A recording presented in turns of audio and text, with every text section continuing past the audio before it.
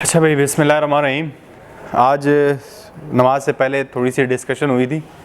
उसमें डिस्कशन हमने क्या की थी कि आईक्यू हम चेक कैसे करते हैं अपनी किसी भी बंदे का, उसका एक मैंने फार्मूला आपको बताया था।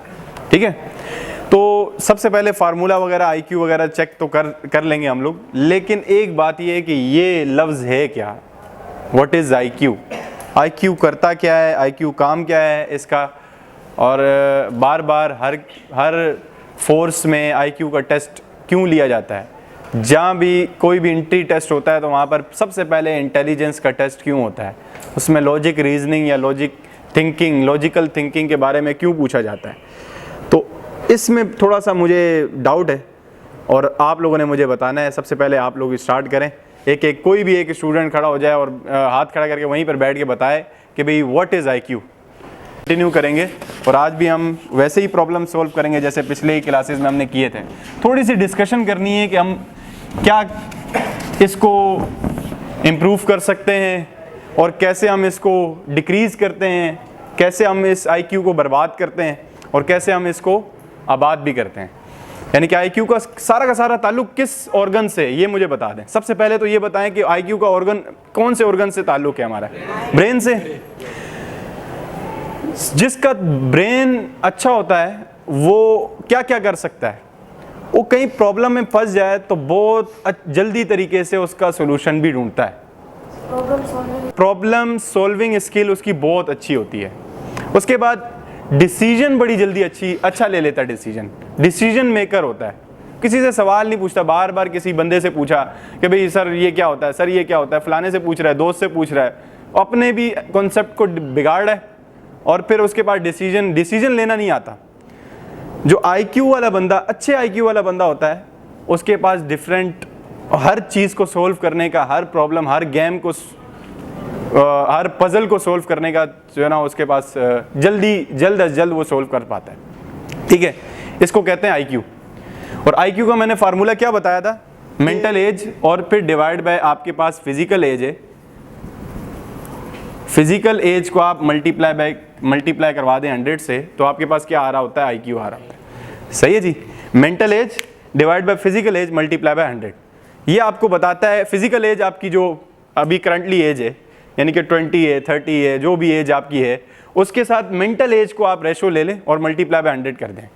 ठीक है, इससे आपको पता चल जाता है कि यार मैं किस लेवल पे खड़ा हूँ, मेरा आईक्यू कितना है। और सबसे हाईएस्ट आईक्यू 160 रिकॉर्ड हुआ है, 160। ठीक है, और हमें पता है कि सबसे परफेक्ट ज़ात मोहम्मद सल्लल्लाहु अलैहि वसल्लम की, हमारे पैगंबर, आखिरी पैगंबर मोहम्मद सल्लल्लाहु अलैहि वसल्लम की। उसके बाद ये जो हम साइंटिस्ट को मान रहे होते हैं, अभी हमें नहीं पता कि बीच में कौन सितारा बैठा हुआ है, उसका रिकॉर्ड ही नहीं है। जिसका रिकॉर्ड होता है उसको माना जाता है ना। तो यहाँ पर आपका आईक्यू चेक करने का तरीका क्या है कि मेंटल एज आप कैसे चेक करते हो। आप डिफरेंट वेबसाइट्स पे जाएं, अपने टेस्ट दें मेंटल एज के, और आपको वो एज रिकमेंड कर देते हैं कि आपकी मेंटल एज इतनी है। और मैंने थोड़ी नमाज से पहले ये भी बोला था कि आपका एक तरीका होता है, जैसे आप बहुत बड़े नज़र आ रहे होते, दाढ़ी वाले होते हो और बहुत बड़े नज़र आ रहे होते, लेकिन बातों से पता चल रहा होता है कि बच्चा ज़हन है आपका। और आप छोटे से नज़र आ रहे होते लेकिन बड़े बड़े काम कर रहे होते हो और बड़े बड़ी बातें कर रहे होते हो। इससे ये जाहिर हो रहा होता है कि आपका आईक्यू लेवल किस पॉइंट पे पहुंचा हुआ है और वो कितने बड़े बड़े काम कर रहा है। ठीक है, तो पहले तो माना जाता था कि भाई जब आप पैदा हुए हो उसके बाद आईक्यू आपका चेंज नहीं कर सकते, लेकिन अभी आईक्यू आप इम्प्रूव कर सकते हो अभी की तहकीक के मुताबिक। अब ज़रा मैं आपसे 2 कॉलम पूछूंगा, हम डिक्रीज कैसे करते हैं आईक्यू को और इंक्रीज कैसे कर सकते हैं। डिक्रीज और इंक्रीज ये बताना मेरे लिए बहुत ज़्यादा ज़रूरी है, क्योंकि जब हम क्वेश्चंस करते रहेंगे, क्वेश्चंस करने का, इम्प्रूव करने का, अपने आप को इम्प्रूवमेंट, अपने माइंड को इम्प्रूव करने का, इन्हेंस करने का हमारे पास टूल ही ना हुआ तो फिर क्या कर सकेंगे। क्वेश्चन को वो बस रोबोट की तरह सोल्व कर रहे होंगे। डिक्रीज कैसे होता है और इंक्रीज कैसे होता है आईक्यू लेवल, तो बताएगा जी बेटा। सवाल सॉल्व करने से हाँ, गुड सर। इंक्रीज करने के लिए वो प्रैक्टिस करनी पड़ती है हर चीज़ की, अगर इस तरह के क्वेश्चंस आए आपके सामने तो आप शाबाश, बेहतरीन। ज़रा इसका मैंने आपको बताया हुआ है कि आप सीखना छोड़ देना, सारे स्टूडेंट्स बैठे हुए हैं मेरे समेत, जितने भी हमारे इस रूम में हैं सारे स्टूडेंट्स हैं। अगर कोई अपने आप को टीचर मानता है ना, तो वो अच्छा टीचर नहीं है, क्योंकि वो स्टूडेंट है। जैसा भी टीचर है वो स्टूडेंट है, वो सीख रहा है। इसका मतलब ये कि हम जब डिक्रीज कब होता है हमारा आईक्यू लेवल, जब हम सीखना छोड़ देते हैं। डोंट लर्न, आप सीखना बंद कर देते हैं। स्टॉप लर्निंग, सीखना बंद कर दिया। अब जैसे आप लोग बैठे हुए हो, एक मकसद के लिए बैठे हुए हो, अगर मकसद ना भी हो फिर भी बैठे रहे, सीख रहे हैं ना, एक पॉजिटिव पॉइंट मिल रहा है, आपका आईक्यू अच्छा होता जा रहा है। आप किसी महफिल में बैठोगे, एक पॉइंट मैंने वहां से सीखा था।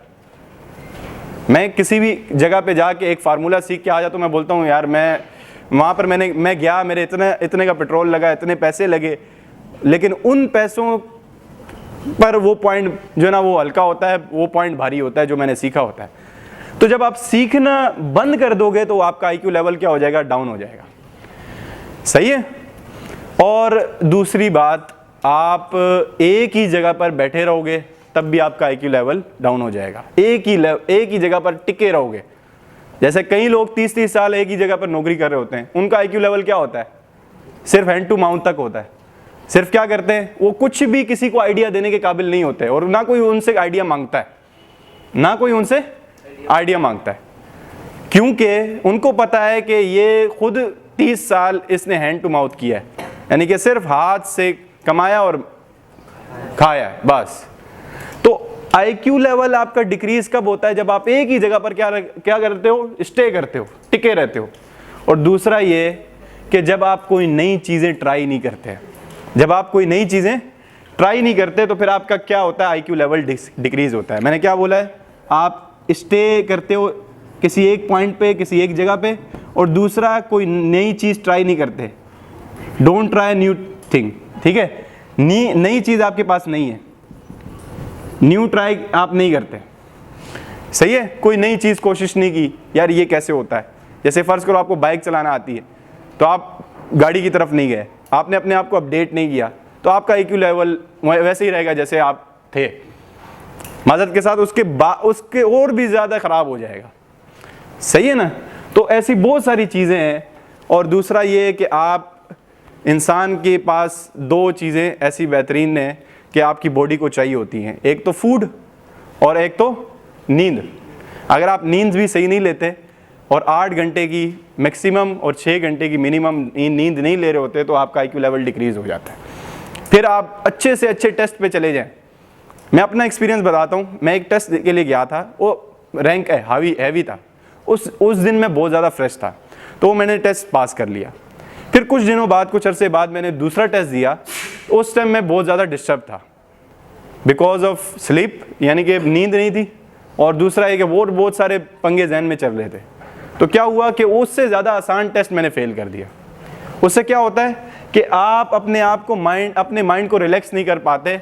माइंड को आपने फूड अच्छा नहीं दिया होता, और ना आपने अपनी स्लीप जो उसको चाहिए थी वो आप फ़र्ज़ करें आपको नींद ही नहीं पूरी, तो आपका माइंड एक जगह पे फोकस नहीं कर पाएगा, तो आपका आईक्यू लेवल क्या होगा, बिल्कुल डिक्रीज होता जाएगा, ख़त्म होता जाएगा, और बिल्कुल या उसी जगह पर टिका रहेगा या कम हो जाएगा। अब आ जाते हैं दूसरे कॉलम पे। बेटा अगर डिक्रीज का कोई पॉइंट है तो मेरे पास आप लाजमी बता सकते हैं कोई डिक्रीज किस वजह से हो सकता है, जो मैंने पॉइंट बताया। सही है जी। इंक्रीज पे आए तो 5 टिप्स हैं आपकी, आज लिख लें 5 टिप्स। 5 टिप्स ये हैं कि आपने सबसे पहले काम ये करना है कि ऑर्डर को चेंज करना है। Change the order.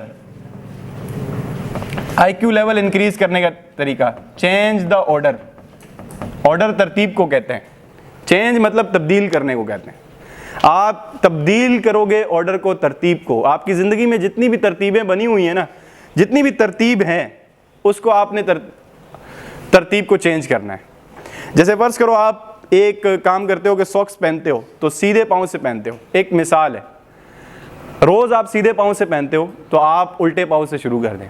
कुछ अरसे में क्या होगा कि आपका माइंड उसी में वो हुआ है, अटैच हुआ है। फ़र्ज़ करो मैं एक जगह जाता हूँ, किसी मंजिल में किसी जगह पे जा रहा हूँ, तो होता ये कि मैं एक ही रास्ते से जाता हूँ। मुझे पता है कि वहाँ पर क्या कितने ट्रैफिक सिग्नल्स हैं, कितने जो ना वो प्रॉब्लम्स आएंगे, और कितने क्या वो सारी चीज़ें मुझे पता है। अगर मैं उसका रास्ता चेंज कर लेता हूँ ना तो मेरा माइंड एक्टिव हो जाता है, अलर्ट हो जाता है। जब अलर्ट हो जाएगा तो उसको काम करने का मौका मिलेगा, और जब वो काम करेगा तो IQ लेवल आपका बहुत अच्छा हो जाएगा। हम जिंदगी में इतने काम रेगुलरली कर रहे होते हैं, रिपीट वही करते जा रहे होते हैं। सुबह उठे, अब नाश्ता किया, नाश्ता करने के बाद ब्रश, ये वो फलाना ढिमकाना, जो भी काम है हम तरतीब से सीक्वेंस वाइज कर रहे होते हैं। उस सीक्वेंस को हमने आज से चेंज करना है, और वो सीक्वेंस कुछ अरसे बाद जब आपकी आदत बन जाए उसको भी चेंज कर देना है। जब आप चेंज करोगे तो क्या होगा, दोबारा वही अलर्ट हो जाएगा माइंड। जब माइंड अलर्ट होगा तो फिर आपका माइंड इस्तेमाल, जितना इसको इस्तेमाल करते जाओगे ये इतना तेज़ होता जाएगा और उतना ही फोकस लेवल आपका बढ़ता जाएगा। समझ आ रही है बात? इसके बाद सेकंड टिप है, retest your self, your brain. फर्ज करो आप फिजिक्स के अच्छे स्टूडेंट हैं और आप चाहते हैं कि भाई फिजिक्स के बहुत सारे, मैं अभी आपको टेस्ट की वेबसाइट्स बता रहा था, तो उसमें आपने ये देखना है कि जिस चीज़ की मैं तैयारी कर रहा हूँ ना उसके बार बार टेस्ट दें। मल्टीपल चॉइस क्वेश्चन, MCQs के। नेट पे तो आपके पास क्रोम पे बहुत सारी वेबसाइट्स हैं अपने माइंड को चेक करने के लिए, अपने IQ लेवल को चेक करने के लिए। तो आप क्या करते हो, रीटेस्ट योर सेल्फ। आप अपने बार बार उसी टेस्ट को दोहराते हो। अब बार बार उसी टेस्ट को दोहराओगे तो क्या होगा, एक बार गलत होगा, दूसरी बार क्या होगा, सही होगा, फिर दूसरी बार सही होगा। मेरे कुछ स्टूडेंट्स बैठे हुए हैं, उनसे मैंने एक पेपर लिया था, वो फेल हुए थे, मैंने दोबारा उनसे वो पेपर लिया, सही है। तो दोबारा पेपर लेने से मकसद ये हुआ कि इनके अच्छे नंबर आए। वो गलतियां जो इन्होंने की थी ना वो पहले वाले पेपर में देख लिया था। बार बार आप उस टेस्ट को रिपीट करते जाओगे ना, अब आपका टारगेट IQ का है, लॉजिकल रीजनिंग का है, और आप उस टेस्ट को बार बार रिपीट करते जाओगे तो क्या होगा, आपकी वो गलतियां क्या हो जाएंगी, कम होती जाएंगी और आपका IQ लेवल अच्छा होता जाएगा। ठीक है। और एक्सपेंड योर इमेजिनेशन, तीसरी टिप है एक्सपेंड योर इमेजिनेशन। क्या बोला है मैंने, एक्सपेंड योर इमेजिनेशन। हाँ, एक्सपेंड योर इमेजिनेशन। फर्ज करो आप कोई कहानी पढ़ रहे हो, जैसे कोई दादी अम्मा कहानी सुनाती थी, तो हमारी इमेजिनेशन होती थी कि वो एक जंगल में शेर है, तो हम इमेजिन कर रहे होते तो वो शेर कहाँ बैठा हुआ है, शेर अपनी कछाड़ पे बैठा हुआ है, शेर एक जिरगे में बैठा हुआ है, शेर मसला हल कर रहा है, फैसला कर रहा है। हम इमेजिनेशन में जाते थे, हम बोलते थे कि भाई फलानी कार ऐसी दिखती होगी, सही है। आपकी इमेजिनेशन होनी चाहिए। जब आप इमेजिन करोगे ना, जब आप कोई नॉवेल पढ़ रहे होगे, जब आप कोई स्टोरी पढ़ रहे होगे, तो आप उसको इमेजिन करना शुरू कर दें कि उसका पेन रेड कलर का है तो रेड कलर का पेन कैसा दिखता होगा, सही है। आपने आने से पहले, इस क्लास में आने से पहले भी इमेजिन किया होगा कैसी क्लास है, कैसे। फर्ज करो आप स्ट्रेस लेते हो ना, एक स्ट्रेस से आप फर्ज करो दिमाग को ट्रीट कैसे कर सकते हो, अच्छी नींद से, सही है। अच्छी नींद से, ज़्यादा नींद से भी नहीं, अच्छी नींद से बोल रहा हूँ मैं, ठीक है। डिस्टर्बेंस उसमें ना हो, आप बार बार उठ ना रहे हो और आप बार बार उसमें, और खाना, फूड आपका बड़ा मैटर करता है। ये दो चीज़ें आपके माइंड को ट्रीट करेंगी। जैसे मैंने थोड़ी देर पहले डिस्कस किया था कि आपका ब्रेन कब तेज़ होगा, जब आपको अच्छी नींद मिली हुई होगी और जब आपको अच्छा खाना मिला हुआ होगा। अच्छे खाने में क्या आ जाता है, प्रोटीन आपने अच्छा लेना है। प्रोटीन में क्या, कौन कौन सी वैल्यू, कौन सी खाने आ जाते हैं, वेजिटेबल, चिकन आ गया, एग्स आ गए, और आपके पास जो है ना वो फिश आ गई, और बहुत सारी मीट वगैरह आपके पास जो है ना प्रोटीन का बायस बनता है। तो प्रोटीन अगर आप अच्छा लेंगे तो आपका माइंड रिफ्रेश रहेगा और उसको पता है कि अच्छा खाया हुआ है। और क्या होता था, हम पूरा दिन भूखे रहते हैं, हम क्या करते हैं, सुबह नाश्ता करते हैं, फिर 2 बजे 2:30 बजे जाके खाना खाते हैं, पूरा दिन पेट खाली रहता है, दिमाग को पता है ये खिलाएगा कुछ नहीं, तो अपने आप को खाना शुरू हो जाता है बंदा। तो क्या होता है कि भाई जो बड़े बूढ़े थे वो हमें नट्स क्यों देते थे, नट्स इस वजह से कि देते हैं, क्यों, इस वजह से कि आप बार बार उसको दिमाग को बताते रहें कि मैं तुझे खिला रहा हूँ, ठीक है। आप बार बार जो ना जेब में हाथ डाल के वो नट्स खा रहे होते थे, थोड़ी देर बाद। इससे क्या होता है कि आपका माइंड ट्रीट हो रहा होता है। हर चीज ऑपरेट, मैं हाथ हिला रहा हूं तो किसकी वजह से, दिमाग की वजह से हिला रहा हूं। ये एक बार 1 सेकंड भी हट जाए, दिल तो चलो ठीक है, आज भी मैं डॉक्टर का वो एक रिसर्च पढ़ रहा था, उसमें ये बता रहा था कि भाई दिल बंद हो जाता है तो थोड़ी टाइम हमारे पास टाइम होता है कि भाई हम उसको शॉक देकर उसको ऑन करें, उसको मतलब अपने काम पे लाएं, फंक्शनिंग पे लाएं। लेकिन दिमाग अगर 1 सेकंड भी बंद हो गया तो क्या होगा। तो यही है कि आपने उसको अच्छे तरीके से ट्रीट करना है। लास्ट बेटा ये है, take a right stress, take a right stress. इसका मतलब ये है, एक मिसाल छोटी सी है बस, इसके बाद फिर हम क्वेश्चंस पे जाते हैं कि आपने फ़र्ज़ करो पूरा दिन आप थके हुए हो, स्कूल्स गए हो, कॉलेज में गए हो, कोचिंग्स लिए हैं आपने, उसके बाद घर आए हो, खाना खाया है और आप जो ना वो सोने की तरफ जा ही रहे हो, तो आपके पास मोबाइल में नोटिफिकेशन आता है। नोटिफिकेशन क्या आता है कि ग्रुप में, कॉलेज के ग्रुप में बहुत अच्छी बातें चल रही हैं, तो आपने उनको ज्वाइन कर लिया। अब आपका माइंड चाह रहा है कि मैं सो जाऊं, लेकिन आप उसको सुला नहीं रहे, आप ज़बरदस्ती से स्ट्रेस, ये नेगेटिव स्ट्रेस है। जो पहले बातें हुई हैं वो पॉजिटिव स्ट्रेस था। तो इसमें क्या हो रहा है, इसमें हो क्या रहा है कि आप उसको ज़बरदस्ती जगा के रखते हो। इससे क्या होता है कि आपका वो स्ट्रेस की वजह से आपका IQ लेवल क्या हो जाता है, डाउन हो जाता है। लेकिन स्ट्रेस भी आपने राइट स्ट्रेस लेना है। आपने उस टाइम जब वो बोल रहा हो, सिग्नल दे रहा हो कि मैंने सोना है, तो उस टाइम आपने नोटिफिकेशंस की तरफ उधर उधर आगे पीछे नहीं जाना। ठीक है जी। तो ये थोड़ा सा तरीका है कि अगर आपके जहन में अगर कोई है तो आप पूछ सकते हैं, ये बता भी सकते हैं। अगर कोई सवाल है इस हवाले से तो पूछ सकते हैं। ठीक है। राइट स्ट्रेस यानी कि एक स्ट्रेस तो था, आप बुक्स पढ़ रहे हैं, आप पजल्स सॉल्व कर रहे हैं, एक पॉजिटिव स्ट्रेस है ये। इससे क्या हो रहा है कि आपका माइंड डिसीजन मेकिंग और उसका प्रॉब्लम सॉल्विंग माइंड बन रहा है और स्ट्रॉन्ग होता जा रहा है। मैथ के प्रॉब्लम सॉल्व कर रहे हो, ये स्ट्रॉन्ग होता जा रहा है। अब ये नेगेटिव स्ट्रेस है, इससे कोई फ़ायदा होने वाला नहीं है। आप क्या कर रहे हो, आप जाके चैटिंग कर रहे हो, आप फेसबुक को स्क्रॉलिंग कर रहे हो, न्यू फीड देख रहे हो, यूट्यूब जा रहे हो, पता नहीं क्या क्या कर रहे हो आप। उससे क्या हो रहा है, आप वो नेगेटिव स्ट्रेस, उससे फ़ायदा कुछ नहीं होना। और जिस टाइम नींद का टाइम है उस टाइम आप कुछ भी नहीं करें। ठीक है ना, एक मुतय्यन कर लेंगे ये मेरा नींद का टाइम है, यहाँ पर मैंने नींद करनी है। ठीक है जी। तो ये आपका थोड़ा सा डिस्कशन थी कि आप IQ लेवल को कैसे इंक्रीज़ और कैसे डिक्रीज़ कर सकते हैं। अच्छा, कुछ टाइम पहले मैंने नमाज से पहले आपको 2 वेबसाइट्स बताई थी, उन पे जाके आप मेंटल हेल्थ या IQ के टेस्ट दे सकते हैं। वो आपको बता देंगे कि आप एवरेज हैं, गुड हैं या एक्सीलेंट हैं। वो आपको खुद ही रिज़ल्ट बता देते हैं, एज भी बता देते हैं और ऑटोमेटिकली आपको IQ लेवल बता देते हैं। आप गूगल पे सर्च करेंगे, बहुत सारी वेबसाइट्स आएंगी, मैंने तो 2 बताई हैं। इसके अलावा आपकी बहुत सारी वेबसाइट्स हैं, उसमें आप डिस्कशन कर सकते हैं। उसमें जाके आपने टेस्ट 10-10 सवालों के, वो जो मैंने ग्रुप में आपको 10 सवाल दिए थे, वो 10 सवाल उसी वेबसाइट से उठाए थे। तो वो सवाल आपने जाके बार बार रिपीट करने और चेक करने के भी किस तरीके से वो सवाल होते हैं। IQ टेस्ट 1 2 3 IQtestglobal.com है एक वेबसाइट, IQtestglobal.com, और एक है 123test.com 123test.com। डिफरेंट टेस्ट उसमें मौजूद है। ठीक है, 123test.com। ठीक है बेटा। अच्छा जी, ये बुक है, जो नए आने वाले हैं उनको ग्रुप में पता चल गया होगा, the complete book of intelligence test, Philip Carter की है। ठीक है, इस बुक में हम कुछ प्रॉब्लम सॉल्व कर रहे थे और कितने 2-3 सेक्शंस हमने कंप्लीट कर लिए थे। ठीक है, अब इसमें आपने आज जो टॉपिक करना है वो है प्योर लॉजिक का। ठीक है, उसमें आप शेप्स को देखते हैं कि किस तरीके से शेप्स के आंसर आपने बताने हैं। पेज नंबर आपका है 67, पेज नंबर 67। अब कुछ क्वेश्चंस यहाँ करेंगे, कुछ क्वेश्चन आपने घर से करने और ग्रुप में डिस्कशन करनी है। ठीक है, टेस्ट 3.1 ये आपके पास क्वेश्चन है कि MCQs नंबर 1 प्योर लॉजिक है।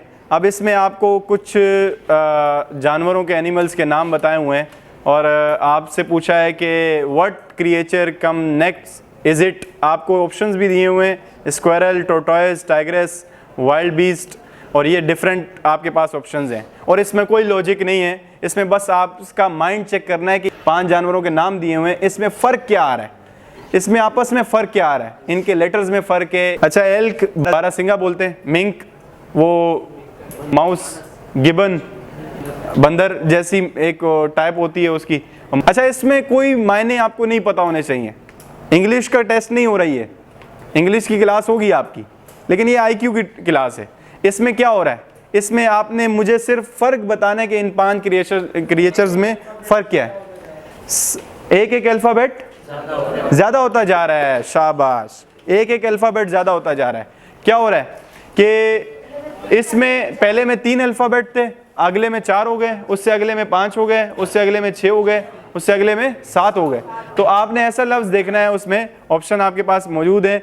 इसमें आपके पास 7 नहीं होने चाहिए, 8 अल्फ़ाबेट होने चाहिए। तो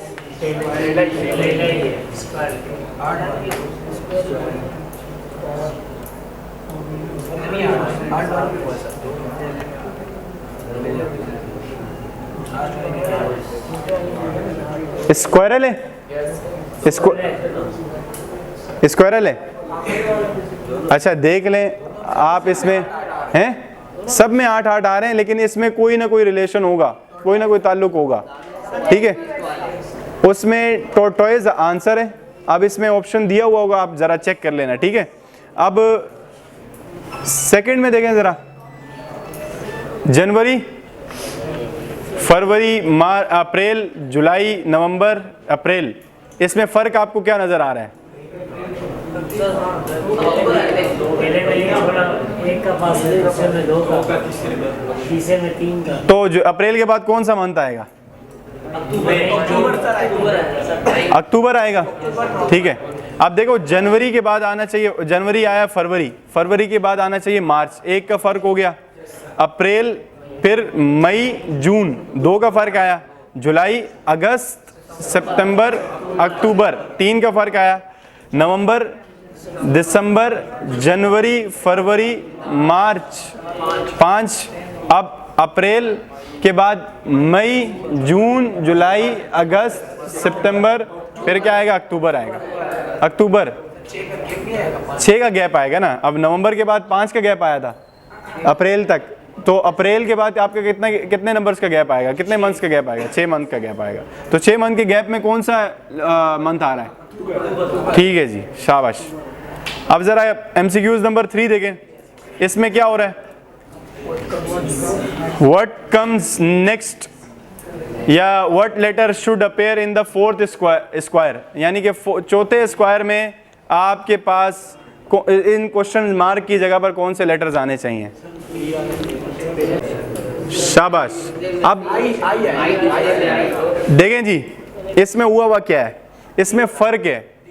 अब देखें पहले लेटर्स क्या हैं, हर बॉक्स में पहले स्क्वायर, पहला जो स्क्वायर है वो है ए, इसका दूसरे बॉक्स में, दूसरे स्क्वायर में पहला क्या है? बी और सी, फिर यहाँ पर क्या आएगा? डी आएगा। अब यहाँ पर आपने क्लॉकवाइज घूमना है, क्लॉकवाइज घूम के देखें जरा, ए के बाद आता है बी, 1 का फर्क है, फिर सी के बाद आता है डी, 1 का फर्क है, ई के बाद आता है एफ, फिर इसके बाद आता है जी। पहले स्क्वायर में एक एक लेटर का फर्क आ रहा है। नेक्स्ट स्क्वायर में जाते हैं तो आपके पास 2 लेटर का फर्क आ रहा है। बी के बाद क्या आता है? सी, फिर डी। ई के बाद क्या आता है? एफ और जी। फिर एच के बाद क्या आता है? आई और के। और फिर इसके बाद क्या आता है? फिर यहाँ पर सी, इसमें 3 लेटर्स का फर्क आ रहा है, सी, डी, ई। फिर इसी तरीके से यहाँ पर क्या आएगा? डी। यहाँ पर 3 का फर्क आ रहा है, तो यहाँ पर क्या आएगा? डी। डी के बाद ई, एफ, आई, फिर क्या आएगा? जे। 3 आपने फर्क देख लेने, क्लॉकवाइज घूम लेना है, ठीक है जी। जरा देख लें आप, इसकी प्रैक्टिस करते रहेंगे। जो आपसे पूछा गया है ना, उसके अलावा आपने चेक करना है कि इसमें कंपेयर करके कि इसमें फर्क क्या नजर आ रहा है आपको, इसमें फर्क क्या नजर आ रहा है, ठीक है।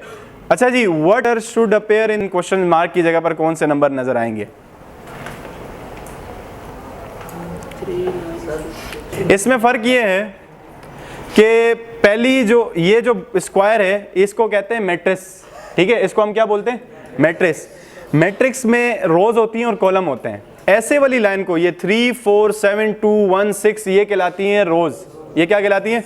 और ये 3, 9, 6, 6, 4, ये कहलाता है कॉलम, ठीक है। अब इसमें लॉजिक ये है कि आपके पास पहले जो 3 रोज हैं, पहली जो 3 रोज हैं, ये आपकी लास्ट 3 रोज से क्या होती हैं? वाइस वर्सा है, उलट हो रही हैं, अल्टरनेट हैं। जरा देखें पहली वाली को, 3, 4, 7, 2, 1, 6 है, तो चौथी वाली में देखो तो यहाँ पर उसने अल्टरनेट कर दिया है, 3, 4, 7, 2, 1, 6। फिर ये सेकंड रो 5th रो में चेंज होगी, लेकिन उलट करके इसके कॉलम को चेंज कर देंगे। इसी तरीके से लास्ट में क्या आएगा? लास्ट में 5 को 5, 8, 3, 7 कहाँ से शुरू करेंगे? लेफ्ट टू राइट जाएंगे, लेफ्ट टू राइट जाएंगे तो ये आपके कॉलम फिल हो जाएगा। तो ये आपके पास, इसके बाद नेक्स्ट है, ये आपके पास पाई है। ऐसे क्वेश्चन आपके आईईसी में आ रहे हैं। ज़रा ये बताएं कि इसमें क्या क्या रिलेशन लग रहा है? 2 नंबर्स हैं, 3 नंबर्स हैं। इसको वैसे बोलते हैं, ये तो सर्कुलर है, लेकिन एक नंबर जहां पर लिखा हुआ है इसको हम क्या बोलते हैं? पाई बोलते हैं। जैसे पिज़्ज़ा है ना, पिज़्ज़ा पाई से निकला है, ठीक है। तो अब ये 7, 5 ये जो डिफरेंट नंबर्स लिखे हुए हैं, ये इनमें क्या रिलेशन लग रहा है? दूसरी दोनों शेप्स को देखो, फिर उसके बाद क्वेश्चन मार्क में बताओ।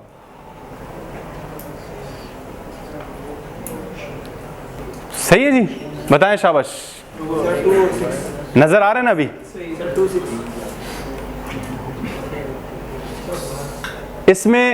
इसमें क्या है कि आपके पास ज़रा देखें कि जो सामने वाले पाई हैं आपस में प्लस करें, 3 और 8 को प्लस करें तो आंसर क्या आ रहा है? 11। 7 और 4 को प्लस करें तो आंसर क्या आ रहा है? 11। 5 और 6 को प्लस करें तो आंसर क्या आ रहा है? यानी कि पहले वाले पाई में आमने सामने अपोजिट पाइज को प्लस करेंगे, अपोजिट पाइज के नंबर्स को प्लस करेंगे तो आंसर क्या आ रहा है? 11 आ रहा है। सेकंड में क्या आ रहा है? 6, 6, 12, 9 और 3, 12, 4 और 8, 12, 5, 7। अब इसमें क्या आना चाहिए? इसमें ज़रा देखो 13 आना चाहिए। 5 और 8 क्या हो गया? 13 हो गया। इसी तरीके से 7 में कितने नंबर प्लस करेंगे तो आंसर क्या आएगा? 6 आएगा। शाबाश। 6 और 3 को प्लस करेंगे तो आंसर क्या आएगा? 13 आएगा। ठीक है जी।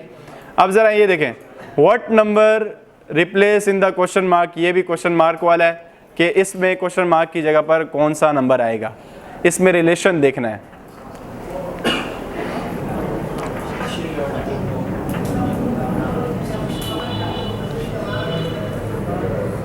बताएं, शाबाश।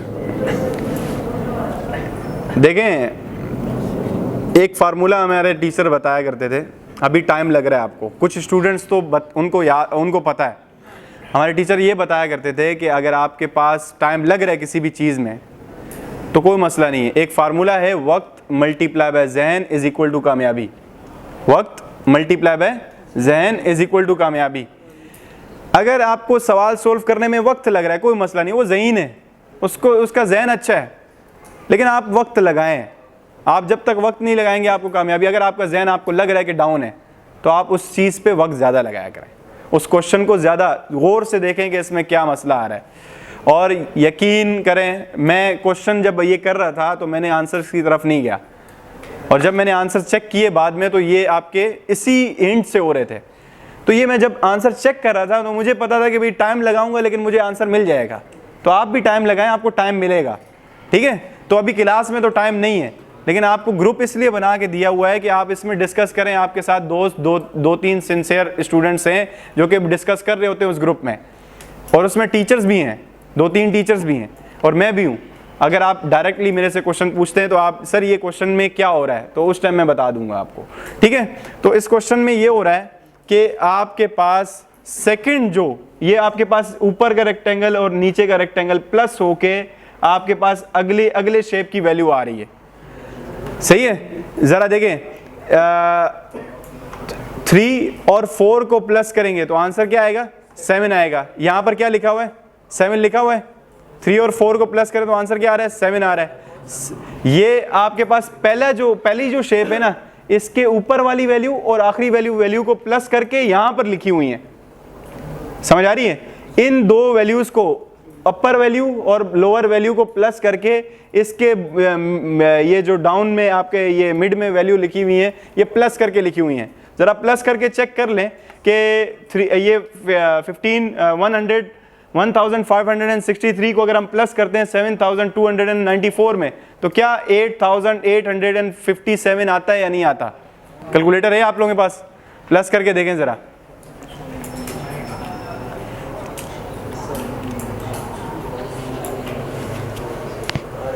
आ रहा है? ठीक है, अब इसी तरीके से इन दो नंबर्स को प्लस करोगे, ये आ रहा है। इन दो नंबर्स को प्लस करोगे तो ये आ रहा है।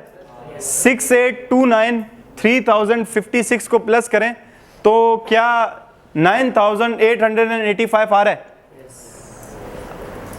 चेक करें जरा। इसका मतलब ये है कि इसने ऊपर वैल्यूज को प्लस करके अगली शेप में लिखा हुआ है। अब इसी तरीके से आप इसको प्लस करेंगे, 5821 3654 को प्लस करके यहां पर लिख दोगे 9475। गुड, शाबाश, सही आंसर है। ठीक है जी। अब जरा आ जाए, ऐसा क्वेश्चन भी मैंने आईईसी के टेस्ट में देखा है। What number should replace the question mark? What number should replace the question mark? ये ऐसा क्वेश्चन हम पहले कर चुके हैं, जो पुराने स्टूडेंट्स हैं उनको डायरेक्टली जवाब मिलेगा। ऐसा क्वेश्चन हम कर चुके हैं, जरा बताएं, शाबाश।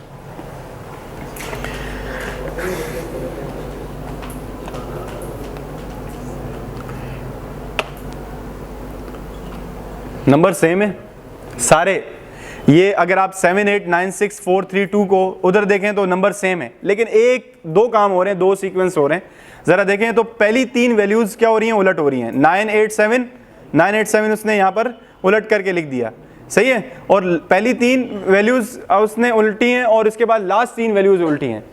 लास्ट तीन वैल्यूज़ क्या है, 6 4 3 2 है। इसको उलट के लिखें तो क्या होगा, 2 3 4 6 होगा, 2 3 4 6 होगा। इसी तरीके से 9 2 4 को चेंज करें तो 4 2 9 हो जाएगा। और इसी तरीके से लास्ट 4 को वैल्यूज़ को चेंज करें तो ज़रा आप इसका बगैर देखे किसी से नंबर बताएं ज़रा, ये क्या नंबर क्या आ रहा है, 2 6 8 1 7 4 9। शाबाश, 2 6 8 1 7 4 9। ठीक है जी। अब ज़रा ये क्वेश्चन देखें, ये भी बिल्कुल वैसे ही है जो अभी आपने सोल्व किया है। ये आपके नंबर्स हैं, ये ब्लैंक आपने फिल करनी है, मिसिंग नंबर आपने फिल करने हैं। ये जो आपको ब्लैंक बनी हुई नज़र आ रही है, ये किसी ना किसी ताल्लुक से नज़र आएगी आपको।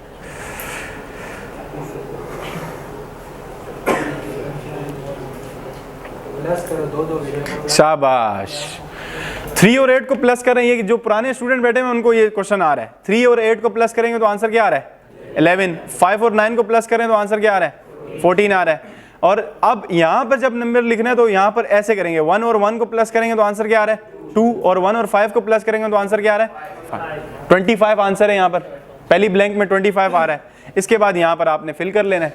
ठीक है जी। तो ये कोशिश करनी है आपने, इसको सोल्व करना है, रीटेस्ट योर माइंड, उसको अप्लाई भी करना है। अब ज़रा इस पे आ जाए, 9 क्वेश्चन है, सेकंड लास्ट क्वेश्चन है ये आज का। What number should replace the question mark. इसमें क्या रिलेशन है, इसमें है मेंटल मैथमेटिक्स लगेगी, इसमें मेंटल अरिथमेटिक।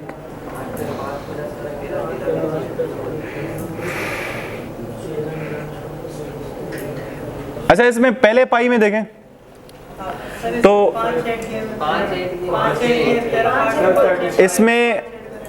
इसमें 13 में 5 ऐड कर रहे हैं, 13 में 5 ऐड कर रहे हैं तो क्या आ रहा है, 18 आ रहा है। नहीं तो ये तो सर पहले में 5 है, दूसरे में 6 ऐड किए थे सर। नहीं, एक और रिलेशन लग सकता है। किसी दो नंबर्स को, किसी दो पाइस को प्लस करें और किसी नंबर से डिवाइड करें, और तीसरा बनना चाहिए। एक हिंट ये, जरा आपके पास टाइम है, आंसर नहीं चेक करना। 13 किसी, मैं आपको पहले पाई का बता देता हूँ। पहले पाई सोल्व करोगे ना तो लास्ट हो जाएगा, लास्ट सर्कल सोल्व हो जाएगा। पहले पाई में थे 13, दूसरे में 19 और तीसरे में 8 थे।